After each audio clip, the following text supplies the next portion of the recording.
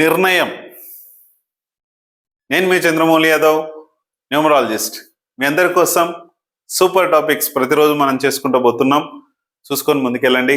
అలాగే మన నిర్ణయాలు ఎంత బలంగా ఉండాలి, ఎంత వీక్గా ఉంటున్నాయి అనేది క్లియర్గా ఈ వీడియో తెలుసుకుందాం. దానికన్నా ముందుగా ఓం శ్రీ దత్తాత్రేయ స్వామిని నమః.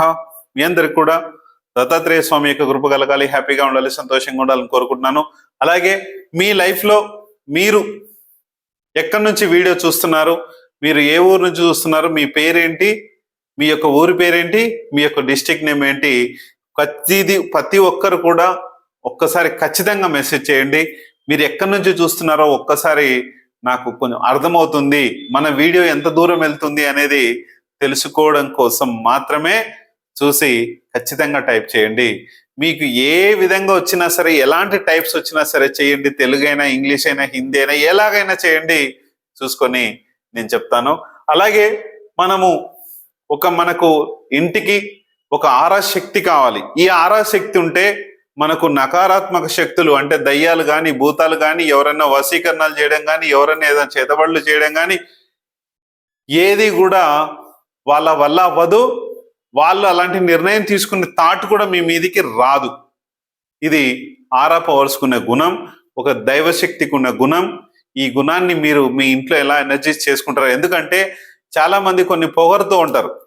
నాకేంటి డబ్బు చాలా ఉంది, నాకేమవుతుంది, నేను బాగా శక్తివంతుని అనుకుంటే ఈ నిర్ణయాలు, ఈ నెగటివ్ ఎనర్జీస్ ఏదో ఒక రూపంలో మీకు వచ్చే ఛాన్స్ ఉంటుంది. భయంతో ఉండి మనము ఎనర్జీస్తో చాలా బలంగా మనం ఉంటే, బలంగా మనము సెక్యూర్ చేసుకోగలిగితే 100% మనల్ని ఎవరు టచ్ చేయలేరు. ఇది చూసుకోండి. అలాగే మన మొబైల్ నంబరు మనకు చాలా పవర్ఫుల్ ఉంటుంది. ఈ మొబైల్ నంబర్ వలన మనకు సగము, మీకు దరిద్రం అంటుంటాం కదా, అరే నాకు ఏదో దరిద్రం పట్టిందిరా అంటే నీ మొబైల్ నంబర్ నీకు సగం దరిద్రం. ఈ మొబైల్ నంబరు మంచి పవర్ఫుల్ గా ఉంది అంటే అవతల వ్యక్తి పైన ఈ నంబర్స్ ప్రభావం చూపించి సూపర్ పవర్ గా మిమ్మల్ని ఎదిగేలా చేస్తుంది. ఇది చూసుకోండి. ఇంకా నెక్స్ట్, మనందరి లైఫ్ లో చాలా సక్సెస్ కావాలి. ఆ సక్సెసే మన మ్యారేజ్ డేట్ వల్ల వస్తుంది. ఈ 2026లో 19 ఏప్రిల్ 19 ఆగస్టు 2 వస్తున్నాయి. మీరు ఎంత తొందరగా మీరు మీ సమస్యలు వదులుకొని ఈ 2 ముహూర్తాల్లో ఏదో ఒక టైపు మీరు చేసుకుంటే మీ మ్యారేజ్, మీ లైఫ్ కి ఒక గ్రోత్ ఉంటుంది. మీ ఫ్యామిలీ బర్త్డే అనేది ఒక గ్రోత్ ఉంటుంది. ఇది చూసుకోండి. అలాగే bank account number, lucky bank account number ఉందా లేదా, ఆ లక్కీ బ్యాంక్ అకౌంట్ నంబర్లో 0 కానీ 7 కానీ 8 కానీ ఉందా, తొందరగా డబ్బు అయిపోతుందా చూసుకోండి. అలాగే మీ వెహికల్ నంబర్లో 3, 4, 7, 8 నంబర్స్ ఉన్నాయా, 3 కానీ 4 కానీ 7 కానీ 8 కానీ ఉన్నాయా, మీరు ఎలాంటి నష్టపోతున్నారు కన్సల్టేషన్ తీసుకున్నప్పుడు నేను క్లియర్గా తెలియజేస్తాను. ఇవన్నీ చూసుకోండి. ఖచ్చితంగా ముందుకెళ్దాం. చిన్న సింపుల్గా ఒక కథ చెప్తాను. ఎందుకంటే నిర్ణయం చాలా విలువైనది. ఈ నిర్ణయం మన భవిష్యత్తుని అంధకారం చేయొచ్చు, లేకపోతే వెలుగునివ్వచ్చు, చీకటి చేయొచ్చు, లేదా వెలుతురు రావచ్చు. మనము చాలా అలర్ట్గా ఉండాలి. మనం నిర్ణయము ఇలా ఉంటే మనము బద్ధకస్తులుగా ఉన్నట్లే. ఖచ్చితంగా చూసుకోండి. ఇంకొకటి ఏంటంటే విషయం, ఇందులో మీరు నేర్చుకోవాల్సింది, మనము వేరే వ్యక్తుల పైన ఆధారపడితే, వేరే వ్యక్తుల పైన ఉంటే మీకెంత టైం వేస్ట్ అవుతుంది అనేది ఈ చిన్న కథలో మీకు అర్థమవుతుంది అనుకుంటున్నాను. ఖచ్చితంగా చూడండి. ఒక రైతు ఉంటాడు. ఆ రైతు తీసుకునే నిర్ణయాల మీద ఆధారపడి ఉంటుంది. ఈ చిన్న స్టోరీ మీ అందరికి కూడా చాలా ఉపయోగపడుతుంది అనుకుంటున్నాను. ఎందుకంటే ఈ కథలో మనం రాజకీయంలో ఉన్నా సరే, ఒక సాఫ్ట్వేర్ ఎంప్లాయ్ అయినా సరే, ఒక గవర్నమెంట్, పోలీస్, ఆర్మీ, ఎనీథింగ్ ఏదైనా సరే మీరు తీసుకునే నిర్ణయాన్ని బట్టే ఉంటుంది. ప్రతిదీ కూడా చాలా మంది ఫోన్లు చేస్తూ ఉంటారు. రోజుకు ఒక 50-60 కాల్స్ వస్తాయి. కన్సల్టేషన్ కావాలి సార్, మీకు అది కావాలి సార్, ఇట్లా సార్, అట్లా సార్ అని చెప్పేసి తీసుకుంటా ఉంటారు. కానీ ఆ కన్సల్టేషన్ తీసుకొని డీటెయిల్స్ పంపించడానికి కూడా టైం ఉండదు. ఎందుకంటే నష్టపోతూనే ఉంటాం, కానీ కొన్ని డీటెయిల్స్ పంపించడానికి ఇతనికి మనసు అంగీకరించదు. మనకు సమస్య ఎలా తీరుతుంది? మరి నాకు ఎలా తెలుస్తుంది మీ యొక్క సమస్య? అందుకనే మన నిర్ణయం చాలా ఇంపార్టెంట్. ఇంకొకళ్ళు అంటుంటారు, సార్ మా భార్యని అడిగి పంపాలి, మా సార్ని అడిగి పంపాలి, మా నాన్నని అడగాలి, మా అమ్మని అడగాలి. ఇలా కాకుండా నిర్ణయం ఏదైనా సరే మనకు ఒక చెత్త ఉంది అంటే ఆ చెత్తని క్లియర్ నువ్వే చీపురు పట్టి తుడుచుకోవాలి, కానీ ఎవరో వచ్చి తుడుస్తారంటే టైం లేట్ అవుతుంది అనేదే ఈ కథలో ఉన్న నీతి.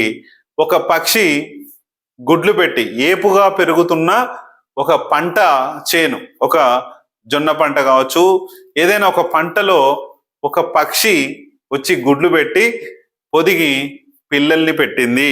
ఒక 2-3 పిల్లలు అలా జీవనం అది సాగించుకుంటూ అక్కడక్కడ చుట్టుపక్కల తిరిగి అది పిల్లలకు తిండి పెడుతూ అది జీవనం కొనసాగిస్తూ ఉంది. ఈ గూడు ఏదైతే ఉందో ఆ పంట పైన పెట్టింది కాబట్టి ఒకానొక 10-15 డేస్ తర్వాత ఈ పిల్లలు కొద్దిగా ఎదుగుతున్న టైంలో ఆ రైతు వచ్చి అనుకుంటాడు, రేపు మా బాబుతో డిస్కషన్ చేసి ఇది పంట కోతకు వచ్చింది కాబట్టి బాబుతో డిస్కషన్ చేసి నేను ఈ పంటను కొయ్యాలి అనుకొని వెళ్ళిపోతాడు.